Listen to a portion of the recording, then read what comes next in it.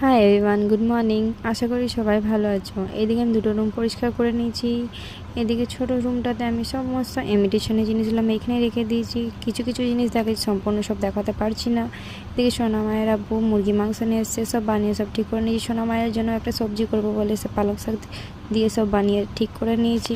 Delivery পার্সনটা phone করছে যে madam আপনার পার্সেলটা নিয়ে যান। পার্সেলটা আমি আনতে চলে গেছি। এদিকে সোনা মা পার্সেলটা নিয়ে ছাড়ছে না, বলছে আমি খেলা করবো মা। আমি তারপর সোনামাকে বুঝিয়ে একটু আমি বললাম পার্সেলটা ছেড়ে দাও সোনামা, তোমাকে স্নান করে দিই। এদিকে কিছু কালেকশন দেখে দিচ্ছি বালার। আমি এখানে ব্রোঞ্জে বালাটা এটা দেখাচ্ছে, একটা লাল পলার উপরে আছে। এদিকে নানা রকম ডিজাইন আছে, সাইজ সব রকম আছে, 22, 24, যার যেটা প্রয়োজন আছে সেটা বলতে পারেন।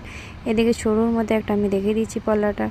আরেকটা আছে হোয়াইট কালারের পলার মধ্যে, সেটা আমি দেখে দিচ্ছি। হোয়াইট পলা এই ডিজাইনটা আছে, তাছাড়া অন্য ডিজাইন পাবেন না। 22, 24, 26 যেটা যার দরকার সেটা বলতে পারেন। এদিকে সোনামাকে না একটু বেড়াতে যাবো বলে সোনামা নিজের সাইকেল নিজে পরিষ্কার করছে।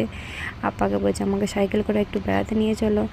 নিয়ে সাইকেল নিয়ে বেরিয়ে পড়েছে ওরা আপার সাথে বেড়া করতে। জিদ করছে যে আমাকে এখানেই চাপিয়ে দাও।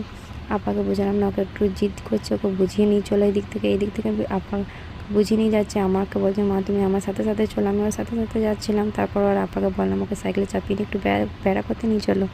আমি ঠিক ওকে সোনামা সাইকেলে চেপে প্রচুর খুশি হয়েছে বড় মেয়েকে, ওই জন্য বললাম যে ওকে একটু ঘুরিয়ে নিয়ে এসো, আমি তোমার আব্বুকে তোমার জন্য একটু নাস্তা না করাই। বড় মেয়ে নান খেতে প্রচুর পছন্দ করে, ওই জন্য একটু নান করালাম।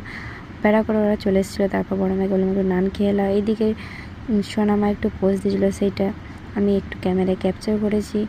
আর এদিকে ও বলছে আমি দাদাদের বাড়ি যাবো। দাদাদের বাড়ি যাওয়ার জন্য জিদ করছিলো বলে আমি দাদাদের বাড়িতে নিয়ে গেলাম। পিসি দাদা সব রোজা করছিল, পিসির কাছে টিচে বসলো।